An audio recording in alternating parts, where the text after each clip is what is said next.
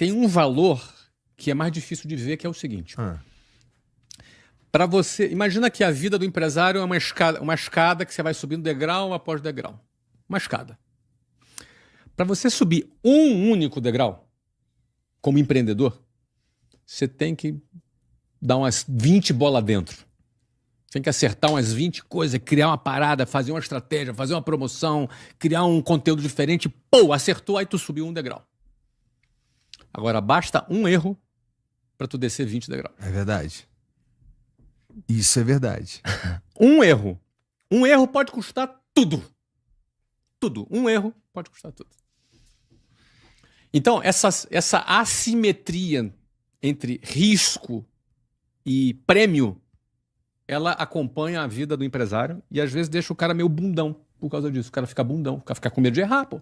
Se ele erra, ele desce 20, se ele acerta, ele sobe 1, deixa eu ficar quietinho aqui. Entendeu? Então, essa assimetria, como é que a gente resolve? Convivendo com gente melhor que você, cara, que já passou pelo que você já passou, que já fez as cagadas que você está querendo fazer, que já errou o que você está querendo errar. Então, eu acho que o maior benefício dessa ambiência não é só saber o que fazer para subir um degrau, é saber o que não fazer para não descer 20 degraus. Talvez essa seja a melhor habilidade no fim das contas. Pois é. Que nem aqui na internet a gente gosta de acreditar, pelo menos, que a gente faz ideia do que... A gente sabe o que dá errado. E a gente faz ideia do que tem chance de dar certo. Remotamente de dar certo. É isso aí. Mas, mas já saber o que dá errado já é um puta começo. Pelo amor de Deus. Eu falo de 40 cagadas que eu já fiz aqui, que eu já errei, que eu já cometi. Cara, eu completei 30 anos de empresário. Não é possível que tu acertou tudo. Não, com certeza eu não acertei tudo. Errei muito. Imagina, eu com 23 anos abrindo meu negócio, cara, fiz um monte de cagada. Errei pra caramba. Mas acertei muito também. Então, assim, entre erros e acertos, nessa máquina de tentativa e erro, pelo menos no meu jeito de aprender, eu fui evoluindo, eu fui crescendo. Meu jeito de aprender é muito assim, é muito no campo de batalha. Teve alguma lição que foi mais dura que a outra, cara? Porque esse lance, eu ouvi outro dia, acho que foi de João Apolinário, cara. Ele falou uma parada que me marcou, que cara, erra, mas erra rápido. Não dá pra ficar errando, sabe qual é? Tu tem alguma lição que foi mais intensa que a outra, mais dolorida, talvez? Tem uma que foi muito intensa. Foi em 1999. Vamos contextualizar, eu tinha 27 anos de idade. A empresa que eu tinha era a WhatsApp.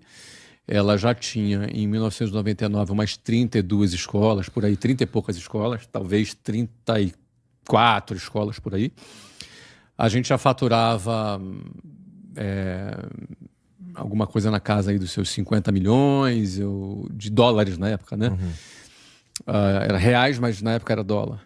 A gente está falando de coisa de quase 30 anos atrás, né? 26 anos atrás. Então a empresa estava bem, eu já morava... você conhece a Barra da Tijuca ali? Morava ali num baita condomínio chamado Pedra de Itaúna, tinha uma casa bacana, que eu já estava rico, tá? Já estava rico, estava super bem. Mas acontece um fenômeno, 2 possíveis fenômenos com quem começa a ter sucesso. Em especial quem começa a ter sucesso rápido e jovem. Cara, eu tinha 27 anos. Já devia, nessa época aí, sei lá, já ganhar uns R$1 milhão por mês, pelo menos, tá? Limpo no bolso. Isso em 1999. Isso, na época, era dólar, né? Então é como se fosse 5 milhões hoje. É grana pra caramba. Grana pra cacete. Tá? Então eu já tava bem, já tava... E aí esse fenômeno que começa a acontecer pode gerar 2 tipos de reação na cabeça da pessoa. Porque, meu irmão, é cabeça. Tá? Cabeça, é ser humano. Nós somos seres humanos, entendeu? Então, qual tipo de 2 reações? Ou o cara fica acomodado, achando que tá com a vida ganha, o que é muito fácil, o cara ganhando, metendo uma tonelada de dinheiro no bolso, jovem. O cara acha que vai durar para sempre. Né? Ele não sabe que estabilidade não existe.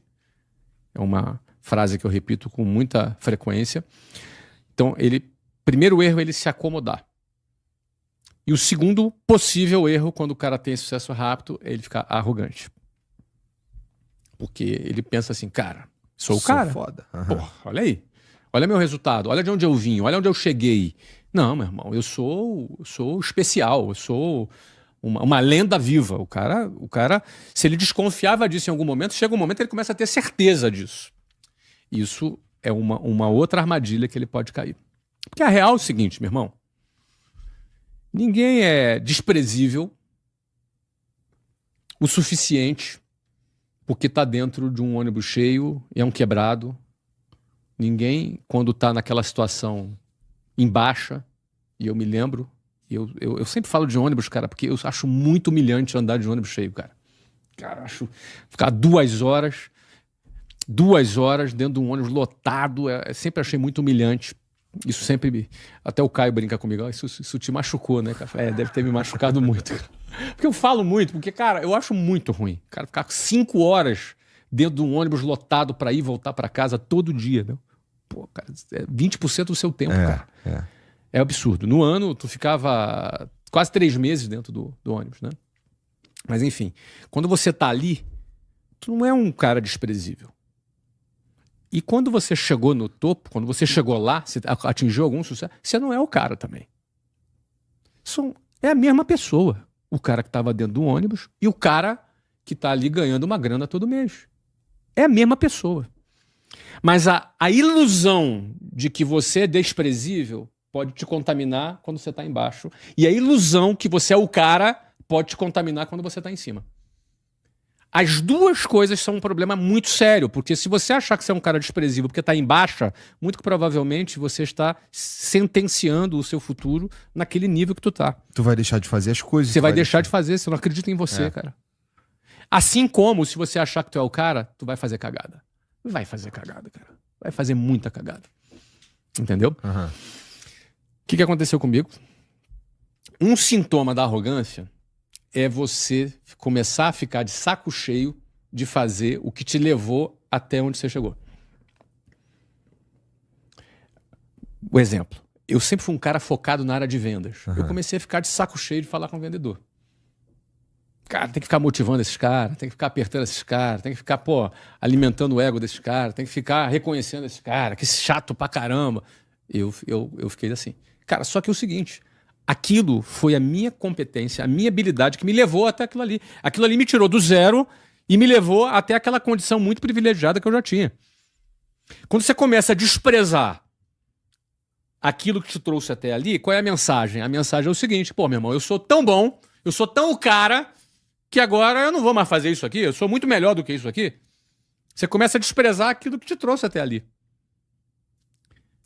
E aí o que acontece? Eu comecei a criar um projeto para acabar com o vendedor, entendeu? E aí criei esse projeto. E não só criei, como executei esse projeto. E eu tinha tanta certeza que eu ia arrebentar, Igor, que eu criei um processo automatizado, foi processo, que eu projetei que eu ia aumentar em 30% a minha receita no primeiro ano. E eu tinha tanta certeza que eu ia aumentar 30% da minha receita no primeiro ano, que eu aumentei 30% das minhas despesas nesse ano. Eu comprei vários imóveis, fiz vários investimentos.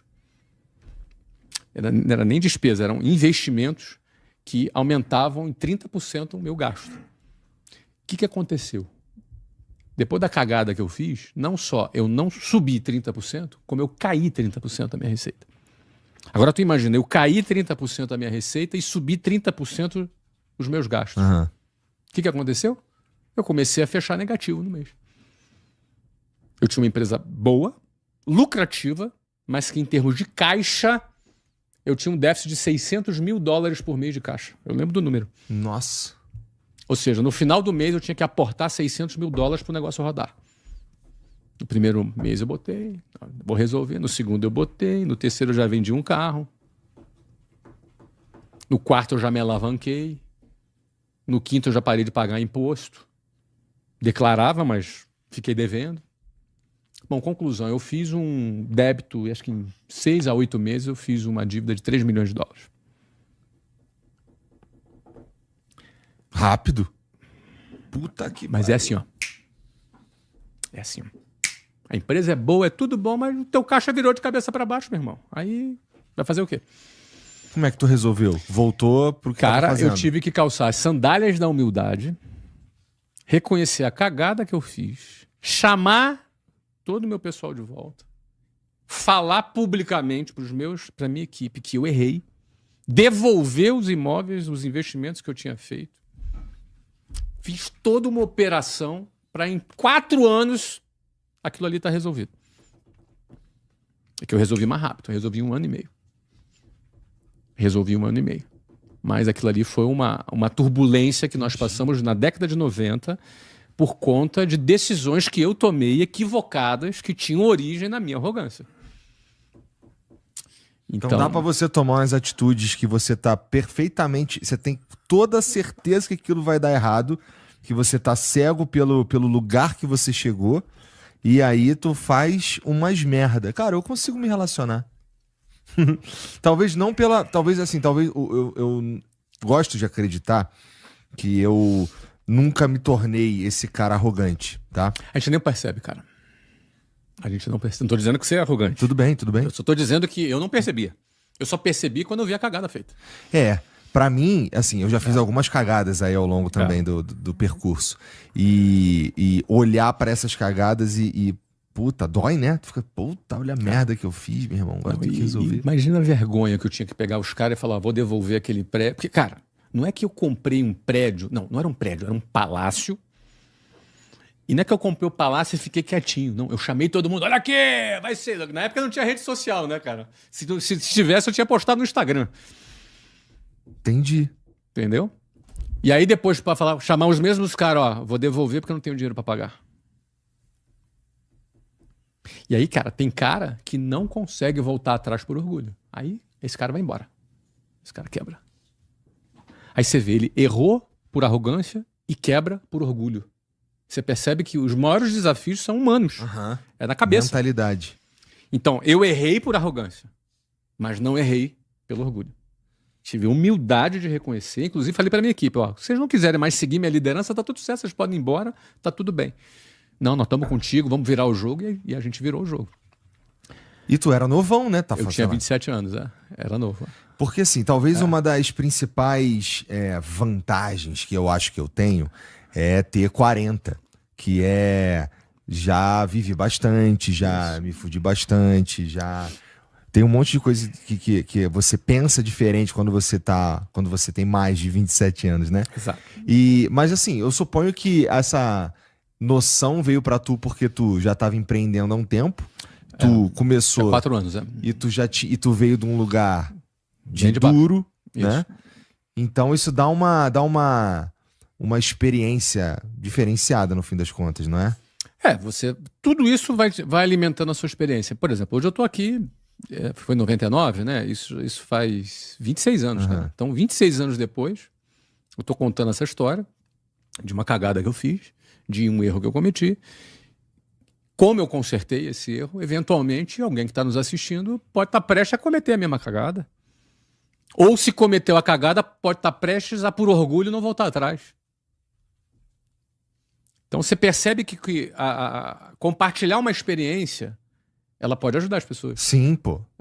Com certeza, com certeza. E é por isso que o empresário ficar sozinho é ruim, cara. Porque o empresário é muito solitário, Igor. Porque pensa o seguinte, você começa a dar certo, começa a ganhar dinheiro. Aí os seus amigos começam a te pedir dinheiro emprestado. Alguns que te zoavam porque você virou blogueirinho, começam a reconhecer, pô, o Igor deu certo. Numa outra época, fecha a cota. Daqui a pouco tá te pedindo emprego. Daqui a pouco, no teu meio social, tu não consegue mais trocar uma conversa com aquelas pessoas. Porque elas não conseguem mais acrescentar para você. Elas só te pedem. Elas não conseguem mais te dar um conselho, porque o conselho que tu precisa, aquelas pessoas não têm condição de te dar. Você já está num outro degrau. Não é que você virou melhor do que as pessoas, você não é melhor do que ninguém, mas aquela pessoa não consegue mais te dar. Às vezes dentro de casa, o teu pai, a tua mãe não consegue mais te dar um conselho sobre negócios. Ele pode te dar para a vida, mas sobre negócios não. Então o empresário começa a ficar solitário. Ele começa a se afastar das pessoas. O que ele precisa? Ele precisa criar uma outra rede de relacionamentos. De preferência de outros empresários que consigam trocar com ele. Não só para ajudar a ele, mas ele também tem alguma coisa para ensinar para outro empresário, entendeu? Com certeza. Porque uma cagada que ele fez pode ajudar um outro cara. Então, um grande mérito de quem cresce continuamente é saber trocar de ambiente. A pessoa precisa trocar de ambiente. A pessoa precisa mudar de mesas. Ela precisa ter acesso a outras pessoas. Isso para sobrevivência ou para chegar no próximo nível? Para os dois. É? É para não errar e para acertar. Entendi. Ó, por exemplo, eu se tivesse dividido com mais 3, 4 empresários pedindo conselho sobre aquela cagada que eu queria fazer, se eu tivesse trocado, talvez alguém teria me travado, teria me alertado. Mas tu, no teu momento de arrogância, ia fazer igualzinho. No alto da minha sabedoria. Olha que louco, cara. Por um lado, a autoconfiança é importante. O empresário precisa ser autoconfiante. Mas a fronteira entre a autoconfiança e a arrogância é bem pertinho.